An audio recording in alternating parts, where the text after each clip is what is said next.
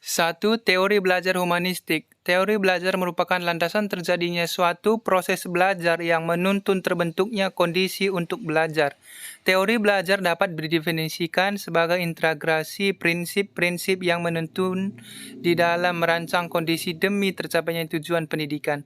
Teori belajar humanistik adalah suatu teori yang dalam pembelajaran yang mengedepankan bagaimana manusia memanusiakan serta peserta didik mampu mengembangkan potensi dirinya. Kelebihan dan kekurangan teori belajar humanistik. Kelebihannya pertama yaitu aplikasi teori ini bisa memunculkan keaktifan peserta didik atau orang yang belajar. Hal ini terjadi karena teori ini berpusat pada orang yang belajar, bukan pada materi yang harus dijelaskan dan pada peserta didik. Kedua, perkembangan teknologi yang dasar ekuivalen dengan perkembangan belajar. 3. Tenaga pendidik justru memiliki tugas yang lebih ringan, tidak terpaku untuk menjelaskan materi tetapi lebih fokus pada pengembangan setiap individu yang belajar. Kekurangannya, aplikasi teori ini memungkinkan peserta didik untuk selalu memahami potensi dirinya sendiri.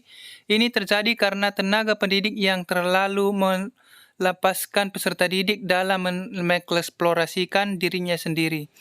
Peserta didik yang tidak berminat untuk mengikuti proses belajar akan tertinggal dengan peserta didik yang lain yang sudah memiliki niatan untuk belajar dan memperbaiki diri. Ketiga, jika peserta didik tidak rajin untuk mengikuti proses pembelajaran, besar kemungkinan ia akan kesulitan mengikuti proses belajar selanjutnya.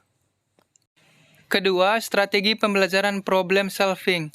Strategi pembelajaran yang mengajarkan dan melatih siswa untuk menemukan solusi dan memecahkan masalah yang ada secara individu maupun berkelompok sehingga siswa lebih memahami dan menguasai materi.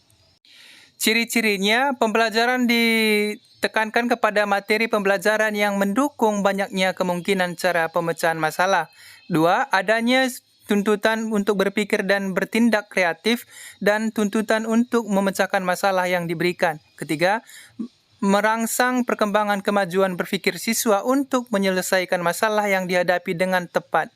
Keempat, siswa menggunakan banyak pendekatan dalam belajar. Kelima, hasil dari pemecahan masalah adalah kesimpulan dari berbagai pendapat siswa terdapat masalah tersebut.